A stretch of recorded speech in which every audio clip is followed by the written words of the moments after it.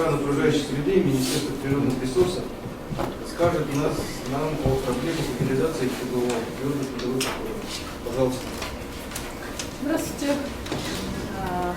Хотелось бы обратить внимание, что взять тему, что вы, а так это сейчас немного коммунальный подходит. Да, коммунальный, да? Такое предложение, ну, сейчас везде твердо ТКО. Ну, в смысле, что потом сокращенно вариант ТКО, значит, это коммунальный подход, в первую очередь. 29 декабря 2014 года федеральным законом номер 458 ФЗ были внесены изменения в федеральный закон об отходах производства и потребления, основной целью которого является создание условий для экономического стимулирования вовлечения отходов в хозяйственный оборот.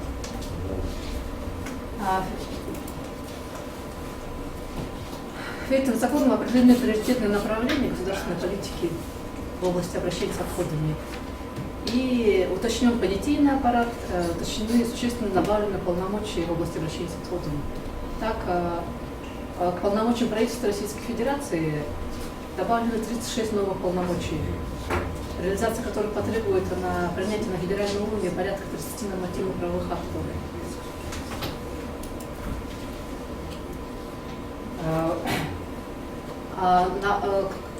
К субъекту Российской Федерации добавлено новых 12 полномочий. Цель своевременной реализации этих норм федерального законодательства будет принято распоряжение правительства 217, которым был утвержден план мероприятий, согласно которому необходимо внести изменения в 5 законов, 5 постановлений правительства, разработать 8 нормативно-правовых актов. На сегодняшний день все мероприятия практически реализованы. Утвержден порядок сбора раздельного, порядок сбора твердых коммунальных отходов, в том числе их раздельного сбора в августе этого года. И основным задачей на 2016 год являлось утверждение схемы обращения и управления твердыми бытовыми отходами. 11 июля мы заключили государственный контракт на разработку этой схемы.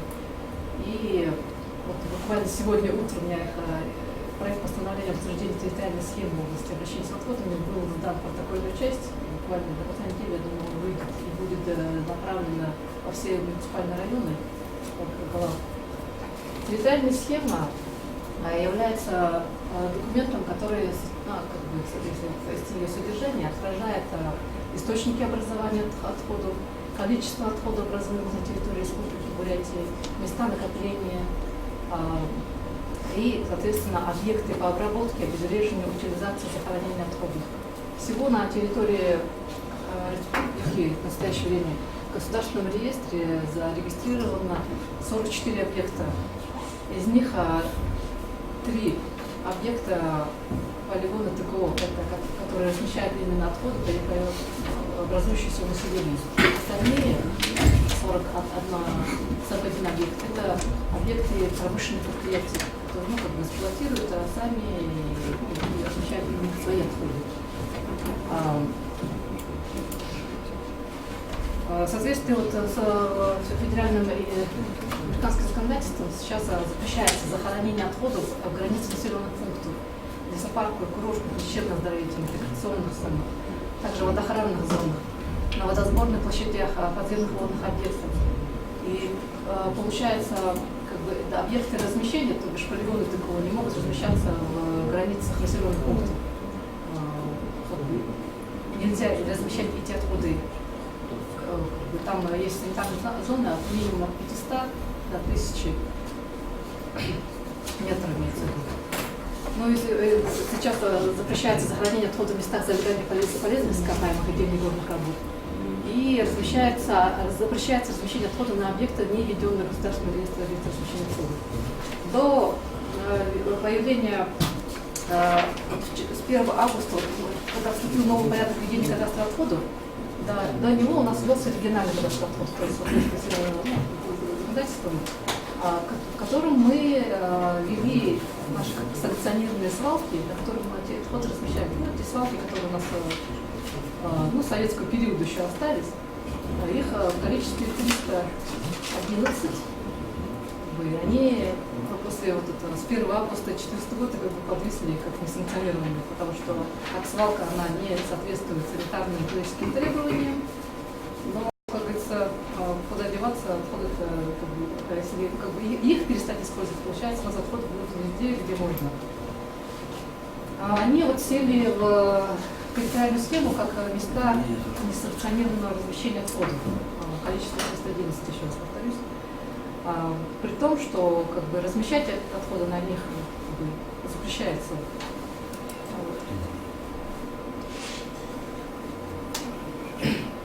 Также территориальная схема предусматривается перечень объектов, которые необходимо построить, организовать, чтобы как бы, построить нормальную систему обращения с твердыми коммунальными отходами. Территориальная схема предполагает, в смысле, вот, которая вот, сейчас будет утверждена, предусматривает 23 полигона ТКО. Это 2 полигона, которые находятся, которые уже сидят в городах, это в городе Улан-Удэ и в городе Гусинозерск. Рассматривается, что после того, как они заполнятся, их расширение или работаешь с ними. А 21 объект полигона это практически в каждом районе, муниципальном районе по одному полигону. По-моему, 2 полигона в Заиграйском районе, 2 в Банковском, как по расстоянию предложено. Когда мы настаивали на том, чтобы, как бы, так как у нас настаивание транспортная протяженность большая, как бы количество полигонов увеличить, то нам сказали, что экономически нецелесообразно в плане того, что мало того, чтобы как бы, строительство 2 полигонов как бы меньше емкости, дороже обходится, чем 1 полигон чуть побольше емкости. И потом в дальнейшем их содержание и использование, как бы, вот, например, 2 полигонов это обойдется населению дороже, чем 1 и тот же полигон. Я имею в виду, когда будет рассчитываться тариф. Ну, исходя из этого, оптимальное количество 23 полигона, плюс одна мусоросортировочная станция в поселке Селенгельск, так как здесь центральная экологическая зона, и, как бы водить туда,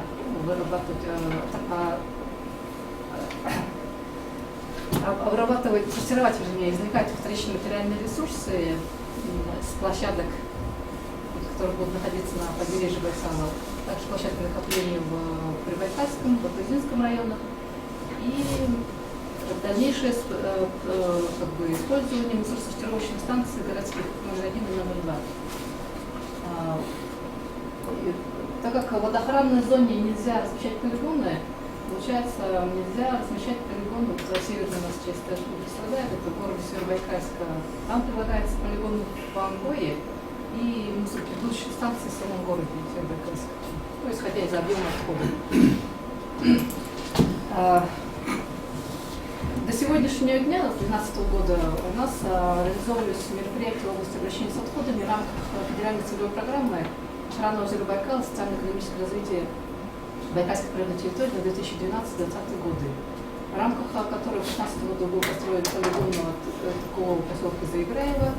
В этом году начато строительство полигонов в селе Петропавловка Джадинского района и сельском селении Литвинского и Иранинского района.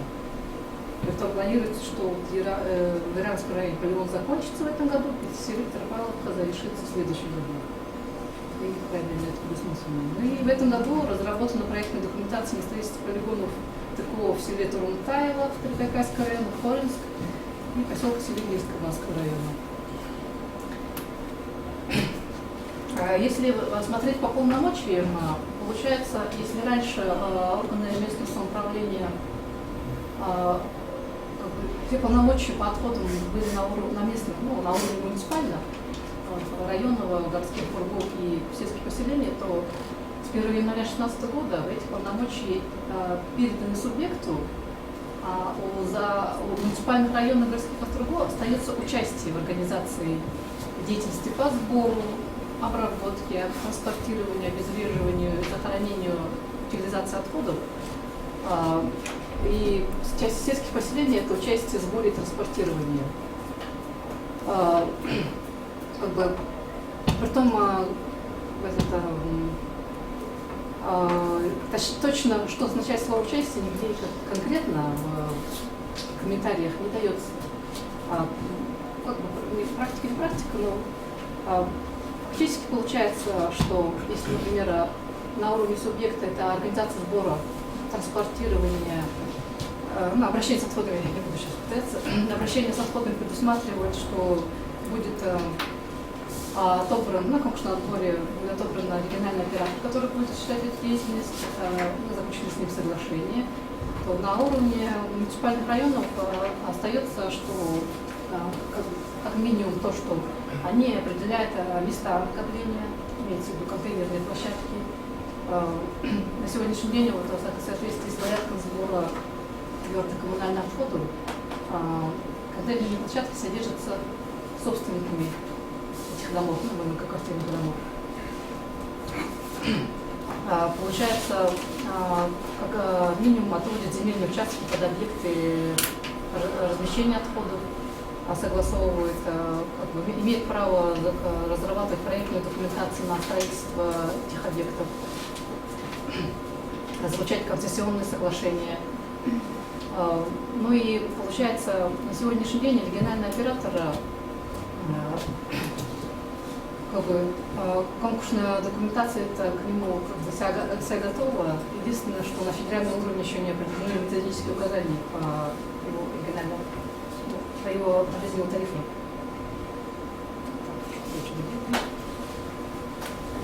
Ну и вот из этой территориальной схемы определены 4 региональные зоны. У нас, получается, в республике будет 4 региональных оператора. Первая зона включает в себя город Улан-Удэ, Иволгинский, в смысле, большей части Иволгинского района, Хошибирский, Бичурский район, плюс Акинский, Тункинский, плюс город Северобайкальск, Северобайкальский, Муйский, Баунтовский районы. Сделано это потому, что в городе Улан-Удэ, вот если так смотреть, образуется большая часть отходов, а вот это именно окраинных, скажем, районах образуется меньше. И для того, чтобы тариф на население упал более-менее равномерно, то эти районы включены, как по системе ЖКХ работают, включены в первую зону. Вторая зона включает в себя Кабанский, Прибайкальский, Баргузинский, Крумканский районы, условно-байкальская зона. Третья зона включает в себя Хоринский, Заиграйский, Ираминский, Кижининский, 4 района. И части Волгинского, Силимгинский, Кяхтинский, Джигинский, Закаменский включаются в южную зону, 4-ю зону. Получается, будут проведены 4 конкурсных отбора и заключено соглашение. Региональному оператору меняется, что он будет осуществлять, несет ответственность от места накопления до места захоронения отходов.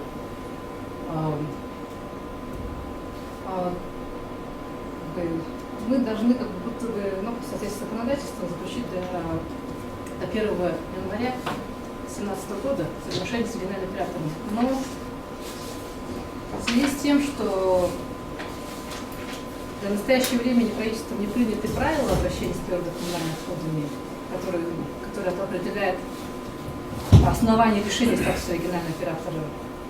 Отсутствует метод указаний по расчету тарифа. И где проводятся торги, нет соответствующего раздела для проведения конкурсного отбора, то стоит вопрос, как все объявлять этот конкурсный отбор. Ну и прошла предварительная информация, что может перенести введение этого института регионального оператора на 1,5 года. Опять же, это не запрещает нам вести его раньше. Региональный оператор, а органы местного самоуправления приходится работать в существующих реалиях. Получается, на сегодняшний день очень многие организации, бюджетные, в том числе управляющие организации, кидают в панику, где региональные операторы у нас на следующий год надо заключать договора, что делать.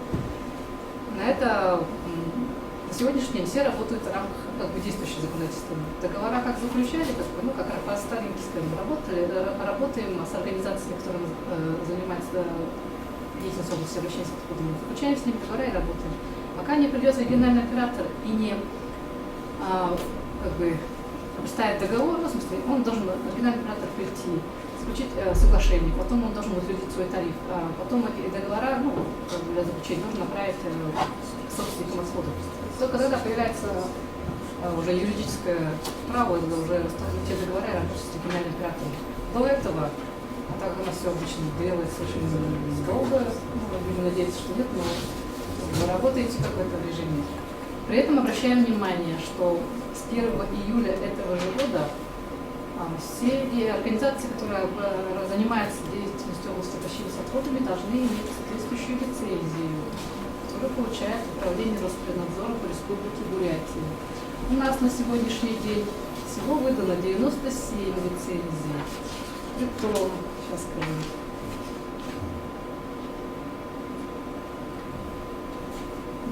Лицензии выданы на организации, которые как бы работают в 11 муниципальных районах и 2 городских округах. В 10 районах предприятий, которые имеют лицензию, нет. Так скажу, отсутствуют предприятия с действующей лицензией в 10 районах. Это Баргузинский, Баунтовский, Бичурский, Джидинский, Яравнинский, Кижингинский, Курумканский, Акинский, Тумкинский. Но как бы, при этом, опять же, лицензия, она как бы не дается как бы, человеку, получившему лицензию, скажем, тот же сбор и транспортирование, скажем, в Кабанском районе, не означает, что он не имеет права заниматься той же деятельностью в другом районе.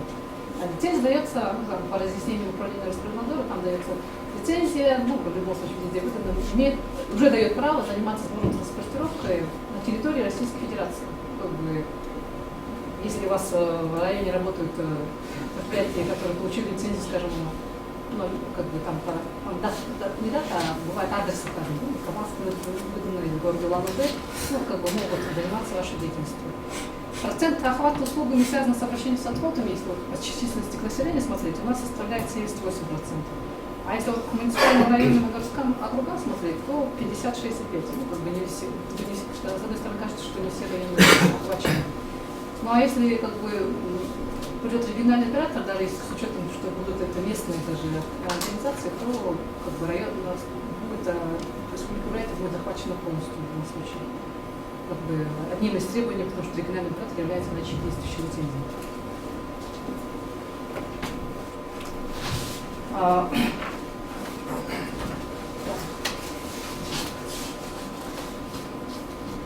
я вам еще рассказала? Законом Республики Бурятия к полномочиям органами самоуправления поселения городских округов отнесена обязанность по созданию площадок накопления отходов, на которых допускается складировать отходы до 11 месяцев. Ну, сроком. С 11 месяцев надо уже их размещать уже на санкционированном объекте размещения отходов.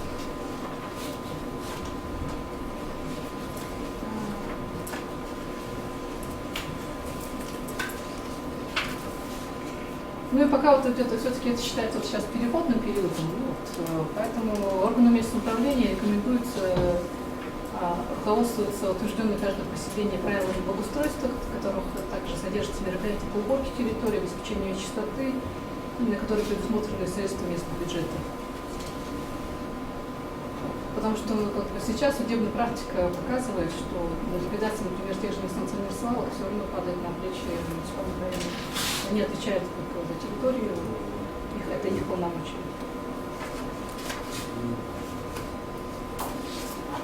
Вопрос?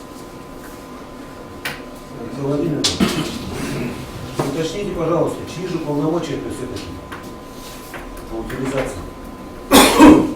Вот так расплывчато говорите, что нет, ну, как бы если, готовили там... Нет, ну понятно. Конкретно, вот, нет, то есть, давайте, если такой написано, организация, ну, чисто утилизации, скажем, относится к полномочию субъекта. У вас остается участие, опять же. Ну а что такое участие? Денег нет, софинансирования, никаких соглашений с вами не заключает. Региональный оператор до сих пор не избран. ТБО, кто как может, у кого насколько фантазии хватит, собирают и возят куда попало. У кого тоже насколько фантазии. Но никакой определенности до сих пор нет. И это очень сильно напрягает. Вот мы уже на протяжении полугода с МП работаем, да, больше полгода, год уже скоро будет, да? Вот.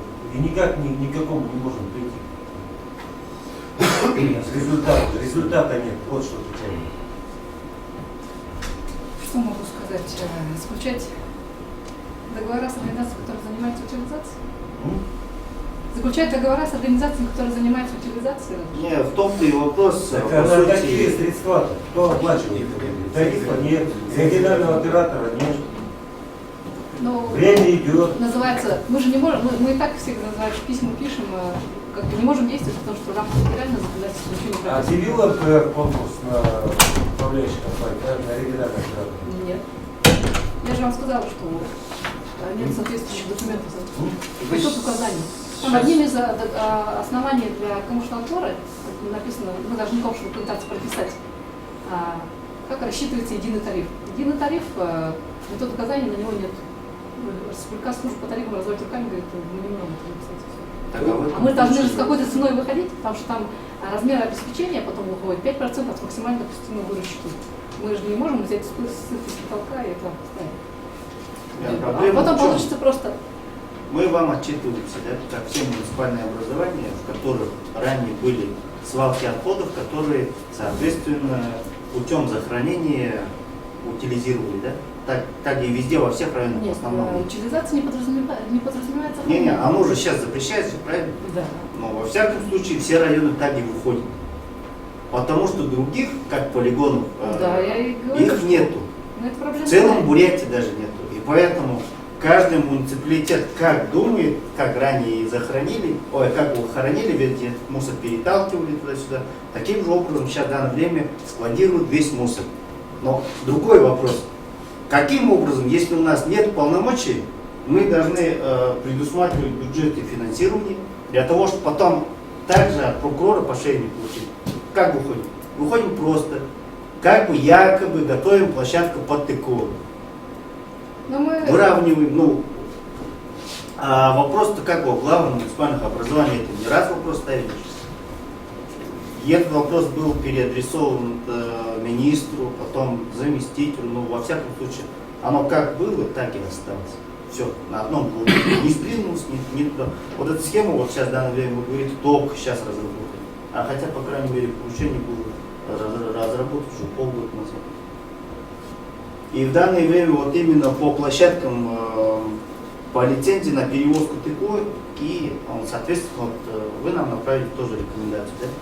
Вот от населения с стольки до скольки миллион, там, а стольки до стольки 2 миллиона. Там самая большая, кажется, 4 миллиона с копейкой. Где муниципалитет или сельское поселение должны изыскать вот такие большие деньги и построить вот этот ангар для того, чтобы сортировать в одном биомусор, в другом этот мусор, для того, чтобы потом, соответственно, региональный оператор пришел и куда-то увез. Нет, ну понятно, у нас... А где такие деньги брать? Нет, но я имею в виду, я понимаю, что в муниципалитете это Вводится, сейчас нету и не будет, но вот в рамках реализации тех мероприятий, которые смысленной системой, называется рейд-программа. В рамках рейд-программы, по крайней мере, не все эти мероприятия, не все, конечно, особенно по рекультивации свалок, по площадкам накопления, эти расходы сядут не на муниципальный бюджет. Они сядут или на региональный бюджет, или на небюджетный, на средства регионального бюджета, оператора, извините. Все равно сейчас не ответите на вопрос, который вы задали. Я и говорю, нет, я имею в виду, что эти средства будет строить региональный оператор или республика. Региональная программа уже разработана, она сейчас тоже будет запускаться. Ну вот сколько еще вот это вакуумное состояние будет продолжаться? Но я надеюсь, что конкурсная документация уже, я говорю, еще готова. Только вот федеральный только осталось, хотя бы на этом площадке торги, хотя бы, что этот раздел не появился. Потому что все субъекты об этом говорят, я думаю, они в ближайшее время решат, в любом случае апелляции будет. Я говорю, что Это кто должен сделать? федерация. Ну кто? НДР России или кто? Или Глава республики. или антимонопольная служба или еще Нет, что-то? нет. Поручение, Там получается вот торги.gov.ру же есть же? Там они должны сделать это чисто технически, я не понимаю, Минстрой или кто отвечает за это официальный сайт? Раньше был Минрегион, сейчас, наверное, Минстрой. Или Минстрой? да, Минстрой или за строительство площадок для полигонов. Нет, имею в виду, что на самом торге, вот, для того, чтобы объявить конкурс на отбор, например, они проекты-то предусмотрели от этого сферу, что на торгах должны быть раздел. А самом, когда заходишь на торги, этой площадки, где конкурсный отбор проводить, нет. В смысле, где? Палками будем проводить. Но получается, как только. Ну, я думаю, в первую очередь, Сейчас у он нас мне все равно не федерация. ответить, если министр не может ответить. Нет, ну хорошо. То есть с 16 года перенесли на 17, теперь с 17 планируется на 17. Еще полтора Да. года. Вопрос не Возможно, нет, но регулируем. я и говорю, что у нас-то готово, если как только они на федеральном уровне это все решится, по крайней мере, хотя бы чисто технически, мы запустим, в смысле, я им мог... Понятно, коллеги-то о чем говорят? Полномочия субъекта, по большому счету, да? Но вы свои полномочия не исполняете. Ответственность перед надзорными органами несем мы. Ну, да, понятно, они с правительством же не будут ни судиться, ни предписания писать. Площадка временного размещения 11 месяцев. Дальше куда ее девать? Тоже не урегулировано. Кабанский район, Баргузинский, где тайга, центральная экологическая зона и площадка временного размещения нельзя. Ну вообще вопрос непонятно, он где в воздухе должен мусор летать. И никто ничего ответить не может, понимаете? Ну вот такое все равно как-то, Леонид Николаевич, надо записать, дать разъяснение. Да, Влада же население, они действительно не знают, а чувствуют. Площадку нельзя, туда нельзя, сюда нельзя, куда девать? Вот и заваливается тайга, Байкал, берега, потом, вот такие главы там нехорошие. Второй момент, но он не впрямую к теме. 2 года подряд выделяли деньги на уборку береговой линии непосредственно к поселению. Был порядок. Конкурс. Чью-то умную голову пришло провести конкурс. Вот в Кабанском районе он как зашел, да, и практически где-то он убирался, где-то он вообще не убирался. Но деньги все ему выплатили. Ну так вы услышьте нас, верните к старой схеме, дайте деньги в поселение, они сами уберутся. Плюс добавят свои немножко, как это было до этого. Но, поэтому могу сказать только то, что, видите, само, если я же говорю, до 16 года же полномочия были же ваши, поэтому мы в рамках... Поэтому давали вам деньги. Вы дасте, а сейчас полномочия народного субъекта мы... Мы обязаны не отдавать. Кто запретил передать полномочия в этой части? Ну, то, что это невыгодно, вы же порой передаете. Вы, ради бога, передайте это. Наделение госполномочий невозможно, нет через закон. Невозможно. Но тогда получается, она же, вы подразумеваете это частично тех поселений, которые находятся на береговой линии. А это надо обычно полномочия передается полностью. Надо всем пестейским поселениям передавать полномочия. В соглашении же можно все отдельно расписать. Не обязательно все. Вот именно если уже в плане береговой, почему нет? Вот эта отговорка на уровне субъекта, там подзаконные акты не готовы, не можем здесь подготовиться, она уже свой апогей, видимо, достигла, и мы-то дальше не будем молчать. Нет, это, да, естественно. Такой же Давайте вопрос. решение, передайте привет Лукову, Софьянову, Трофимовой, потому что уже невозможно просто терпеть. Такой же вопрос задавали ваши юристы. 3 недели назад мы собирали, вот Ирина Владимировна тоже, вы же, да? Такой же вопрос юристы задавали, может быть, не так остро, как вы сейчас эту тематику задеваете, конечно. Но да, тут надо, наверное, Ирина Владимировна, все равно какое-то разъяснительное письмо от имени министерства в адрес глав.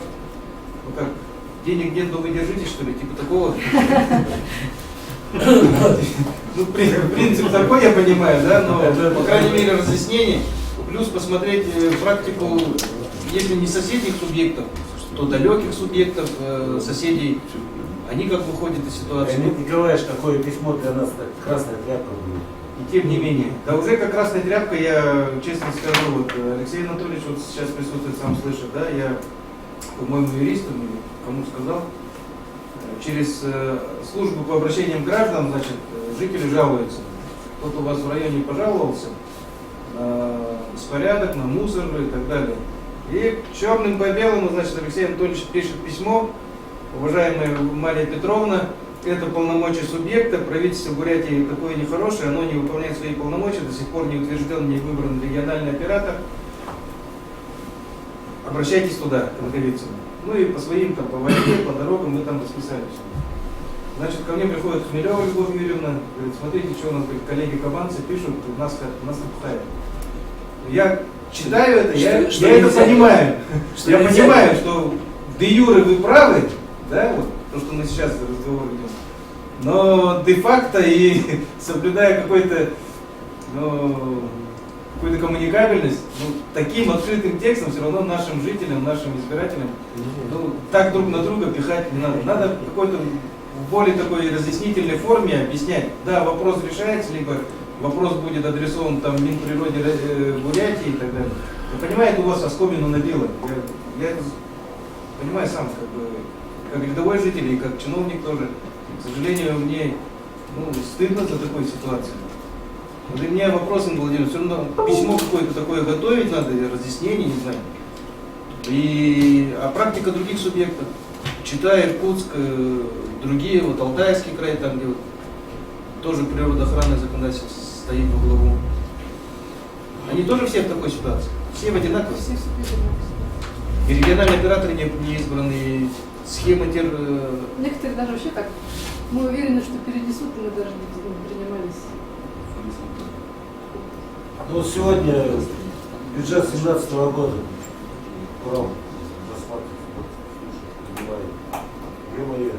Там ни одной строки про ТГО не написано. Нам все полезно. Все порезали, да? Что делать? Мы бюджетные заявки полностью все это время. Нам все. На первое чтение будут 4 основных параметра в бюджете рассматриваться. Доходы, расходы, долг. Но там, если на социалку урезают, нас вообще последним считается достаточным принципом. Во втором чтении, если федеральный бюджет будет принят, и мы увидим определенные свои деньги, которые субъекты будут иметь, может быть, что-то, ситуация улучшится. По крайней мере, нам так обещают. Но если вы, Алексей Леонидович, говорите, что действительно так, конечно, А мы ситуация... еще каких-то туристов к себе зовем. Даже представить он зашел. Вот, вы как это Региональный оператор? Как это вы видите? Вот, к примеру, охват где-то был 50%, да, а как станет 100%? Как они вообще это будут организовывать? Вообще что-то ясно? Они что, зайдут со своей техникой? Или как? Или супчиков, да? Да, вот 300 километров протяженность Кабанского района, допустим, с Выдорна до Заречья. Каким образом будут они все это сделать? И как всю республику охватить? Сколько надо техники? Просто даже не представляю. Там федеральный Все ждут как манну небесную, я думаю, вот даже он объявится, да ничего он сразу не решит. Ну, по крайней мере, вот правила обращения с коммунальными отходами на федеральном уровне, по крайней мере, проект, если смотреть, показывают, что региональный оператор, он заключает договора с нами, как собственниками отходов, и заключает договора с операторами такого, то бишь по сбору и транспортированию, кто занимается сбором и транспортированием, и заключает договора с теми, кто, скажем, условно говоря, захоранивает. Когда проект смотришь, такое ощущение, что он организовывает всю эту работу, может быть, сам он частично участвует, а так он организовывает работу, является посредником между собственником отходов и этими операциями ТКО, которые занимаются этими отходами. Вот. Получается, не обеспечивает именно, что... Так а нам зачем эта присоска-то нужна была? А вы федерал спросите, меня же водил этот Мы сами прекрасно могли это организовать, если бы нам отдали деньги. А тут еще одну структуру кормишку любили. Ну, не ко мне вопрос это уже. Но да, что он это региональный только на реализацию вот, федерального фишка. бюджета. А то, что принял федерал, институт, это уже... Олег, Нинка Владимир надо отпустить, потому что... Мы оптимизируем, не, вы передайте, да, мы оптимизируем, нас зажали, мы клубы закрываем, ФАПы, детские сады, значит, там сокращаем здесь, а здесь нам вот такую вот структурку предлагают. Региональный оператор, ни меньше, ни больше. Его должны кто-то кормить. Говорят, Это в же у нас принципе, наши деньги должны если будет региональный оператор, вся ответственность Ну, а какие деньги? за ликвидацию несанкционированных свалок, за сбор, транспортировку и этих отходов полностью включает региональный оператор. Будет, если он будет.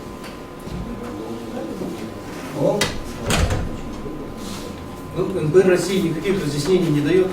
Может быть, В части чего? законодательство поменяется, не знаю, опять муниципалитетам эти полномочия дадут. Нет, скорее всего, Либо этот сроки институт, передвинут. Этот институт регионального оператора, внесение изменений в федеральный закон, она рождалась в течение лет 6.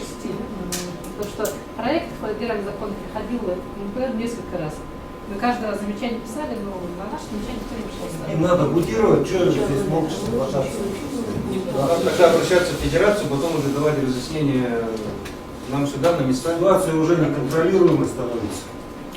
Вы сможете тогда, Но у них приоритет ведения региональных вы можете тогда Юрию Павловичу передать наши пожелания, что Ну, я равно обращаюсь, главы и поселений, и районов просят дать более такое детальное разъяснение. Да, это я доведу. С учетом консультации, может быть, с федеральным центром. Хорошо? Что-то практик субъектов еще. Да. И практика субъекта. Так.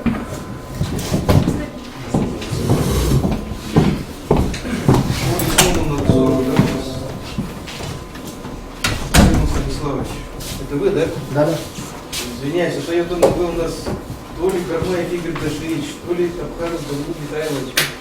Я своих отправил за докладчиком, оказывается, вы здесь. Он здесь?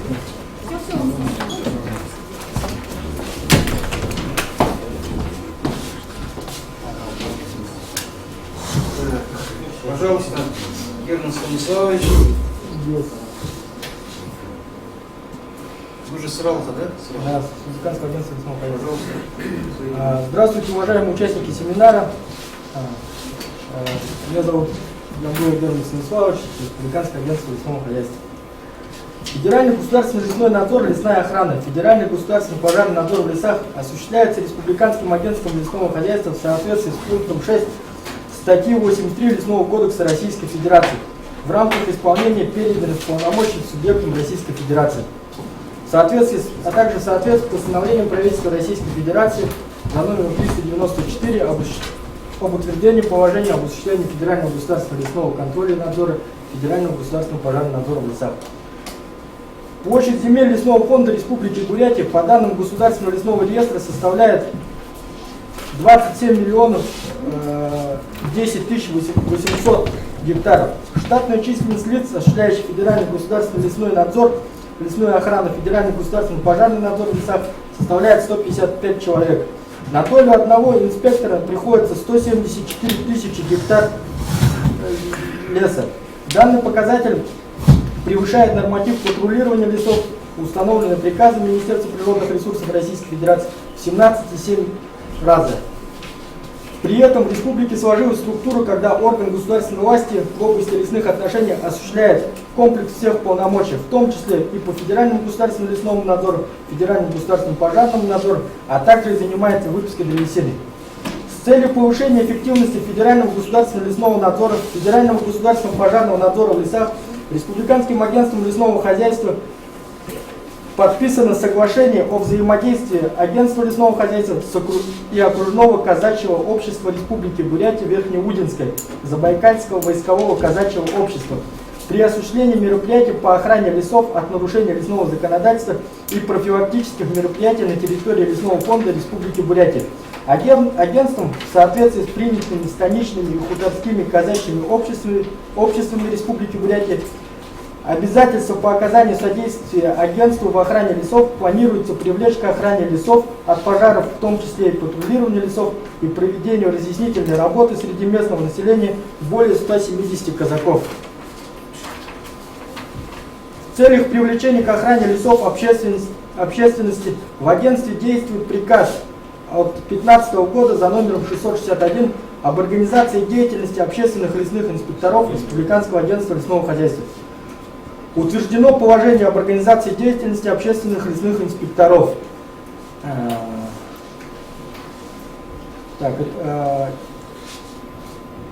Положение разработано в соответствии с статьей 68 Федерального закона об охране окружающей среды 7 ФЗ и статьями 96-97 Лесного кодекса Российской Федерации и определяет задачи, права и обязанности общественных лесных инспекторов, а также порядок организации их деятельности по охране лесов, направленный на выявление пресечения нарушения лесного законодательства при осуществлении юридическими лицами, индивидуальными предпринимателями и гражданами своей деятельности. Приказ прошел государственную регистрацию и зарегистрирован в реестре нормативно-правовых актов исполнительных органов власти Республики Бурятия. В ряды общественных лесных инспекторов вошли студенты, предприниматели, чиновники, пенсионеры, работники лесных отраслей, казаки. На сегодняшний день выдано 342 удостоверения общественных лесных инспекторов.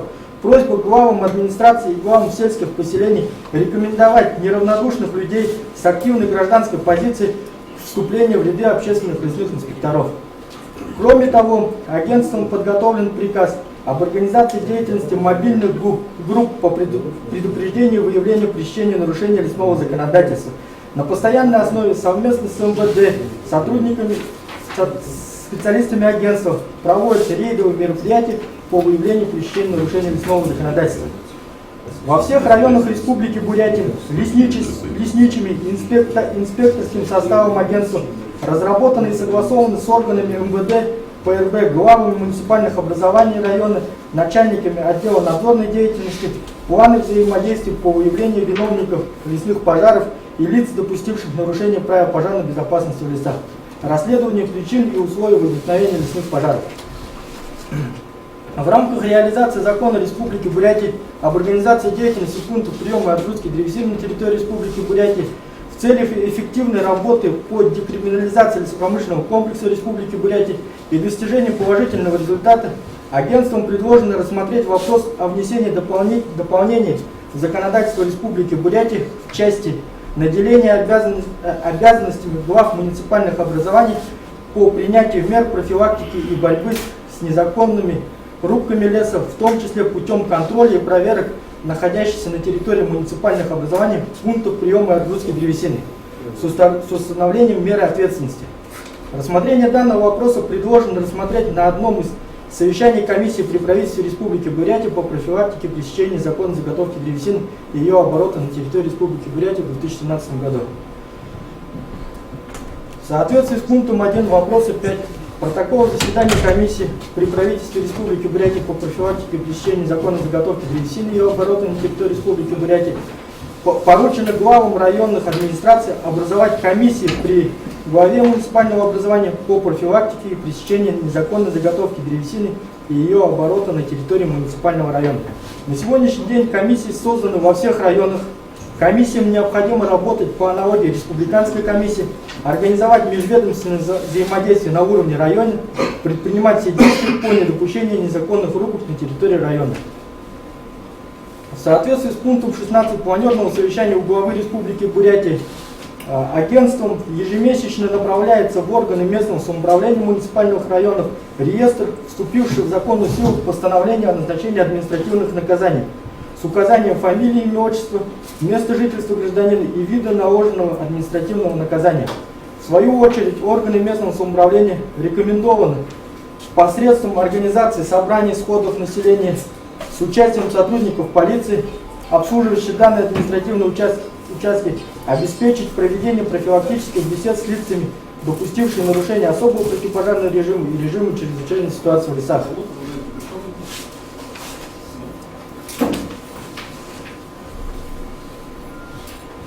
Наиболее часто встречаются нарушения требований лесного законодательства в части нарушения права собственности Российской Федерации, то есть самовольное включение в границы сельских поселений земли лесного фонда, который подпадает под действие Кодекса Российской Федерации об административных правонарушениях статьи 7.9 самовольное занятие лесных участков. Есть наглядный пример, я его зачитаю, так как здесь присутствует Кабанский район. 11 ноября 2015 года должностными лицами Кабанского лесничества в ходе натурного осмотра земель лесного фонда Кабанского сельского участкового лесничества, прилегающих к землям село Сухая и село Заречье, установлены факты самовольного включения в границы сельских поселений участков земель лесного фонда, которые произошли в результате принятия решения с Советом депутатов муниципального образования сельского поселения Сухинское Кабанского района Республики Бурятия об утверждении генерального плана муниципального образования сельского поселения Сухинское. Рослесхоз обратился в суд с административным исковым заявлением, в котором просил признать решение Совета депутатов сельского поселения Сухинское недействующим в части включения в границы населенных пунктов село Сухая и село Заречье Кабанского района лесных участков, расположенных на землях лесного фонда. По результатам выполненного Рослесинформом картографического наложения материалов лесоустройства на границе населенных пунктов, определенных проектным планом генерального плана, установлено частичное наложение границ сельского поселения Сухинского на землю лесного фонда Кабанского лесничества. Решением Верховного суда от 1 февраля 2016 года заявленные требования удовлетворены в полном объеме. Апелляционным определением судебной коллегии по административным делам Верховного суда Российской Федерации от 19 мая 2016 года вышеуказанный судебный акт изменен в части момента признания недействующим решения Совета депутатов сельского поселения Сухинска. Решение Совета депутатов муниципального образования Сухинска признано в заявленной части недействующим с момента вступления в законную силу апелляционного определения. В основной части решения Верховного суда Республики Бурятия, остальное в силе. В целях предотвращения нарушения прав Российской Федерации, а также граждан, являющихся добросовестными приобретателями, агентством инициировало обращение в прокуратуру Республики Бурятия. В настоящее время специалистами агентства проводятся мероприятия, направленные на установление собственников земельных участков, указанных в судебном акте, дальнейшее инициирование подачи исковых заявлений в суд в целях принятия судебного решения по сносу незаконно возведенных строений и восстановления нарушений права собственности Российской Федерации. Это еще вопрос не закрытый. Если бы оно вступило в законную силу, там бы те люди, которые 30 лет назад построились, их надо тоже эти дома снести. Нет, я понимаю, что вопрос открытый, но имеет место быть. Как бы, что необходимо сначала соблюсти процедуру согласования с Рослесхозом, а потом уже производить, утверждать генеральный план по расширению. И, Карус Александрович, именно по этому случаю, вот то, что вы сейчас озвучили, вы сами в теме, нет? Ну, я как бы не в теме, это юристы дали информацию. Сложный вопрос. Там очень сложно. Зачитывайте так, что... Но у вас у самих границы эти не определены. Где лес идет, вот здесь или вот здесь? У вас лесная карта... То есть это спорный еще вопрос. Поэтому при Нет, образовании кстати, земельных вот участков специалист государственного лесного реестра, специально, я так думаю, что много вопросов по этой теме возникнет. Вы вместе, да? Да. Как вас зовут? Представьте, пожалуйста. нас Дарья Викторовна. Ладно, Викторовна, хорошо. Ну, мы уже перешли Премию. процедуру Да, вопросов и вопросы, ответов. да. Вы закончили, да? Давайте вопрос. Давайте, коллеги, вопросы тогда. Я Герман Станиславович, у меня вопрос не потому, что Казанский район закрыли, а вообще. Вот вы там инициировали, значит, агентство инициировало там приказ, закон, обязать опять муниципалитеты. Вы-то свою роль в чем видите? Вот любой из них, из нас, бабушке 5 кубометров дров может выписать? Нет. А охранять должны мы. Ну, парадокс. Хотя по закону тушением необученный человек, просто вот гражданский человек заниматься им не должен. Перед вами тоже коллеги в погонах стояли. Там, значит, главы должны делать, здесь главы должны делать, клуб должны главы делать. Извините, а где государственные мандаты? Я-то конкретно имел в части пунктов приема отгрузки древесины.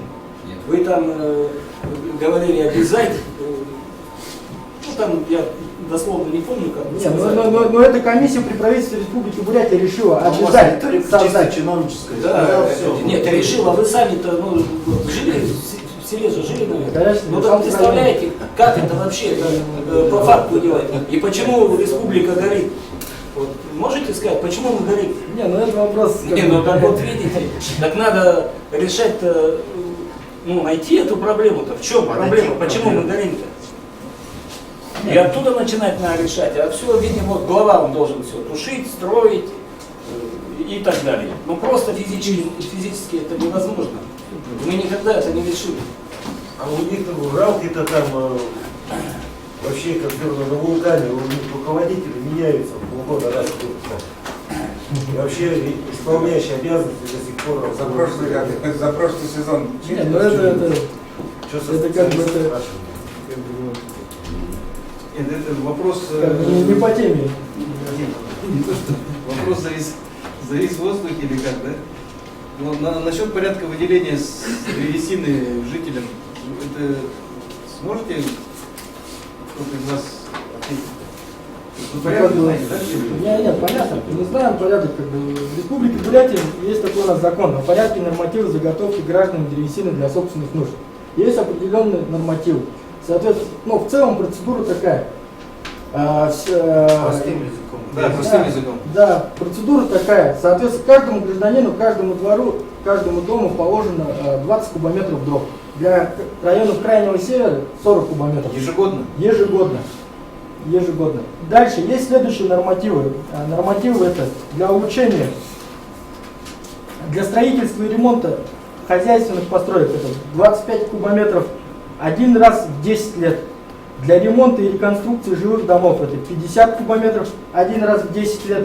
И 200 кубометров это один раз гражданам, предоставившим документы, подтверждающие право на земельный участок, выделяемый под индивидуальное жилищное строительство или решение органа местного самоуправления по месту жительства гражданина, подтверждающее признание ранее построенного жилого дома аварийным и подлежащим сносу в связи с физическим износом в процессе его эксплуатации. Граждане, заготавливающие древесину для строительства жилых домов, имеют право заключать договор купли-продажи лесных насаждений на установленный объем сроком на 1 год. И сколько объем? 200 кубометров. Ну, получается, если он нуждается в улучшении жилищных условий, там 200 кубометров, если он А комиссия чем выносится? распоряжение, сельское поселение выносит распоряжение, постановление, там, в Для разных... вас это будет основа для того, чтобы Да, вы решили. обращается с данным постановлением в лесничество или с распоряжением. Лесничество пишет заявление, прикладывает все документы, там паспорт, ИНН, там, ну, все соответствующие там необходимые 200 документы. кубометров с торцетов и так далее, сколько выходит? Ну и плюс, соответственно, тоже. В законе предусмотрено, что деловой древесины выход должен быть не менее 55%. Не, вот отход таксации в кубометрах, вот, допустим, я хочу взять, вот, я дедушка, да, вот у меня все, дом в ветхом аварийном состоянии. Ну, я понял, Поселение я понял уже вопрос. Вот, Да. эти Услуги, 200 услуги отвода вы таксации. сначала выслушайте, но вот вы же, как вот чиновник же, вы сейчас исполняете обязанности. Будьте добры, вот на вопрос выслушайте, а потом дайте ответ. Вот я дедушка, да, вот, соответственно, вот, у меня дом находится в населенном пункте А. Деляна находится за, скажем, 70 километров. То есть, ну и дорога, соответственно, она очень плохая, да? И мне надо получить 200 кубометров. Я не знаю, вот, сколькоэтажный дом собираюсь построить, но 200 кубов я хочу взять. Вот сколько будет в ценовом варианте, я сколько должен оплатить, ну и, соответственно, да, там, лесника вывести, отвезти, у вас по закону так полагается. Сколько вот 200 кубометров будет стоить? Для каждого района существуют определенные услуги отвода и таксации. Там, в некоторых районах 350, в некоторых районах 500 рублей за кубометр. Пусть будет 500. 500. Ну, соответственно, можете сами умножить 500 на 200 А, это за кубометр? за кубометр.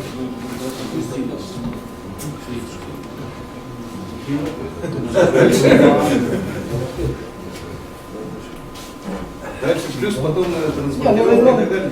Нет, там еще попенная плата, там, ну, там копейки. Соответственно. И вот интересная особенность, что деревни на вот эти нужды запланированы В самом дальнем. в самых отдаленных местах, которые Нет, использовать заявитель идет на поклон китошнику, которому рядом с населенным пунктом выделяет 200 кубов по образу распоряжения и рубит. А вот этому уже простому не кидает. Нет, ну получается, как бы все равно все люди уже сейчас, наверное, грамотно становятся. Как бы необходимо обращаться с заявлением и писать ходатайство. Прошу, в связи с тем, что я проживаю там, в таком-то населенном пункте, прошу выделить мне лесосеку, отвести лесосеку вблизи населенного пункта. Я думаю, данное ходатайство любое лесничество рассмотрит. Нет. Ну, соответственно, в дальнейшем можно повторно органы Эти цели запланированы рядом в недоступных местах. Нет, Не, у вас предусмотрена лесосека в том и так далее квартале. Нет, это уже, это были 300 кубометров, которые ранее как бы отводились, они отводились согласно государственному заданию, соответственно, на это выделялись денежные средства, они выделялись бесплатно. То есть сейчас в данное время вы хотите сказать, Эту программу что уже на свернули. 200 кубометров эксплуатационный лес это везде вы имеете в виду, да? Не- Не охота там, Не, 200 кубометров, вот эти все, 250, 25, 20 кубометров, не обязательно в эксплуатационных лесах. Они могут и в защитных лесах.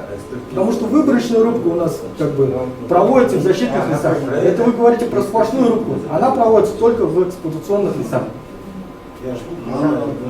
Я просто знаю факты, то, что как не предоставляет именно здесь вот, под ИЖС, да? Да, если 50 кубометров. соответственно, гражданам необходимо как бы разъяснить, чтобы они писали ходатайство о том, что Да нет, да, почему просим. граждане идут наоборот к вам, они получают такой ответ. Они же не идут к нам для того, чтобы как его получить. Нет, все равно они от вас идут к нам. Почему от нас, вы как не можете понять ее? Нет, сначала они получают у вас распоряжение, постановление, да. потом они уже обращаются Ну в да. лесничество. Но они же все равно за лесом идут не к нам же, а к вам. Они Вот получают он- земельный участок в поселениях, а не как у Анатолий деловой лес. Анатольевич, вот он и говорит, что когда приходит от вас к нам, к ним, да, чтобы он писал там примечание, прошу предоставить лес вблизи моего населенного пункта. Да. Нет, почему? Да, так не надо догадаться. Да, а тут получается, пришло заявление, прошу выделить, и все. А не сказал он где. Соответственно, отвели у черта на куличку. Ну ладно, мы, коллеги, берем на Рамбоев Гена Станиславович сказал, все лесники должны прислушаться. Поближе к моей улице, поближе к моему дому, да, в том ли населенном пункте. Так, 300 кубометров, сейчас это уже программа заболтнений сверстана. По 300 кубометрам они ранее были как бы по госзаданию отведены, отводились они, да, у черта на куличках, как бы после этого там уже гражданин приходил и ему говорили, что там-то есть лес, сходите, там отведены лесосеки, сходите, посмотрите, ну или съездите, посмотрите эти лесосеки. Возьмите с собой скалолазера. Да, подойдут они, не подойдут, соответственно, это ваше право уже. А 200 кубометров, это они еще, эти лесосеки не отведены. Соответственно, у них все впереди. Так, понятно. Еще Вот вопрос. 200 кубов эти все равно покупать надо, это надо сказать. Нет, ну да. Квоты на экспорт, они падают или не падают вот на круглый лес? Квоты на круглый лес, на экспорт, они падают или не падают каждый год? Потому что огромный поток леса же уходит у нас. Вот эти все проблемы, они же Нет, ну они как готовы бы- древесины, просто круглые древесины. Мы не продаем готовые изделия, мы просто экспортируем туда тупо. Нет, Извините за выражение. ну если так посмотреть, что экспортировать круглый лес намного дороже, чем пиломатериал. Это потому что, как бы, я не знаю, чем это, в связи с чем это связано, но я так краем уха слышал, что в связи с тем, чтобы в образовательных местах, там, в районах, в сельских поселениях, там, как бы, рабочие места, было принято решение, что как бы, да, гнать только пиломатериал. Соответственно, на него цены ниже таможенной пошлины, чем на круглый лес. Хорошо, цены на пиломатериал сделали, пиломатериал пошел, упали, значит, курс упал, и еще, им еще выгоднее получилось, то есть экспортировать в данное время, я имею в виду. Поток еще вырос, я имею в виду, квоты эти падают или не падают все-таки? Они каждый Я год вот тут не падают. могу ответить на этот вопрос. Как бы этот Почему квот- мы на кулички уходим? Потому что весь лес туда уходит? Опять, или как, или не так? Хорошо, еще Хороший лес. 20 кубометров, такой же порядок, как и эти 200 на строительство? такой же порядок. Или же поближе тоже к деревне, поближе? Не, но как бы все равно, что по принципу сейчас же выделяется гарри в основном. Как на бы, дрова. но преимущественно на дрова отводится гарри. Соответственно, где есть поближе гарри, там и отводят. Да, Так, еще еще как бы ни для кого не секрет, что у нас город Улан-Удэ, как бы большая, можно сказать, как бы, ну, как бы, очень много домов отапливается дровами. Вокруг города очень часто возникают пожары. Это и Волгинский район, там Богатайский район, Приморекальский район, Заиграйский район. Как бы эти участки очень сильно подвержены. Искусственному воспламенению? У меня вопрос такого характера. Вы про казахов там сказали, Казаков. из какой казны им будет оплата за работу? Там, когда с ними заключали соглашение, вот они как раз и прописали, что да, да, они как раз и прописывали в этом соглашении, ну, в дальнейшем, когда в ходе с ними была беседа, чтобы предусмотреть как бы заработную плату, не заработную плату, но заработную плату именно если они будут оказывать нам содействие в патрулировании лесов. Но тогда как денег у нас нету на эти средства, соответственно, как бы... Поменяли постановление о том, что можно выдать им бесплатно в течение года, там сколько кубометров, да? Да, Уже ну, есть такой номер. Да, было такое. Так это вам, да, Раух должен, или как казахов, и заключается договора с ними, да? Муниципалитет. Ну, не знаю, у агентства лесного хозяйства заключено соглашение с общим, с общим. И у них там как бы в каждом районе есть свои казачьи станицы. Ну, общество там тоже есть. Да, общество. Все ее грибцы, да. Ну, вчера у меня атаман был. Какого, как? Баргузинский атаман был. В реестр государственный внесли Баргузинское казачье общество с вопросом устройства как раз организации охранной деятельности. Я вот сейчас слушаю казахов, как уже прикидываю на своих, кто им платит зарплату такую, что-то. Не, если они участвуют в тушении лесных пожаров, то там, соответственно, оплата им идет. За счет... Здесь речь не о тушении идет, о предупреждении, патрулировании и охране лесов. Нет, они в том числе участвуют и в тушении пожаров. Ну, Понятно. тушение Тушение за патрулирование плата предусмотрена или нет? По профилактике. Пока не предусмотрено. Пока нет. Пока не То предусмотрено. есть у вас только декларативное вот это соглашение на уровне руководства и все, да? Да, не, но в дальнейшем все равно им идут льготы по выписке дровяной древесины. А это в соглашении прописано, да? Сколько Снижаются услуги по отводу и таксации лесосек. Не, при том, что если в данном муниципальном образовании нет пожаров, в течение там с каких 3-5 лет. Если раз пожар зарегистрировали, все, у него льгота теряется. Это так написано. Это в законе так написано. Борис Константинович Бородин, вот утром он открывал уже вместе со мной. Вот он у нас атаман казачьего войска. По этой части можно еще и с ним переговорить. Но хотя, конечно, более правильные вопросы. Так, ну что, спасибо, Герман Станиславович. Готовимся к новым пожарам. Когда Сейчас вы многие, наверное, слышали вот, на радио, по телевидению, по крайней мере, такая пресс-релиз вышел, что готовится сейчас активно техника, профилактика, да, разъяснительная работа. Приводит пример 16-й год, что у нас на 80% горело меньше, на 20% было количество пожаров меньше, на 80% меньше площадь. Почти 50% у нас меньше количество. Да, ну вот примерно так, или 60, говорили цифры. То есть сейчас вы тоже вот эти превентивные меры вот на стадии подготовки к пожароопасному периоду уже осуществляете, да? Конечно. Какое-то взаимодействие с муниципальными органами власти? Нет, ну сейчас разрабатываются на местах планы тушения лесных пожаров, как бы, которые будут согласовываться с главами районов. Там будут включены как раз главы сельских поселений со своими ДПДшниками, со своими людьми. Еще бы как бы хотелось главам обратиться, что когда вы будете подписывать, утверждать, согласовывать план тушения лесных пожаров, необходимо конкретно смотреть на людей, на технику. Вы же можете запросить в Гостехнадзоре, сколько у вас находится на местах, сколько единиц тяжелой техники, бульдозеров, трав, которые конкретно на ходу, которые могут в дальнейшем вам пригодиться в тушении пожаров.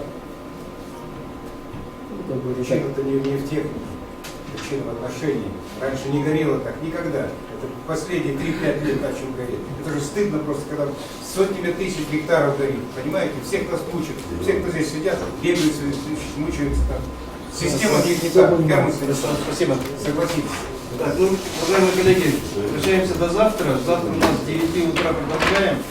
У нас там тоже будут интересные темы и земельные имущественные комплексы, и бюджет. Поэтому просьба всех быть.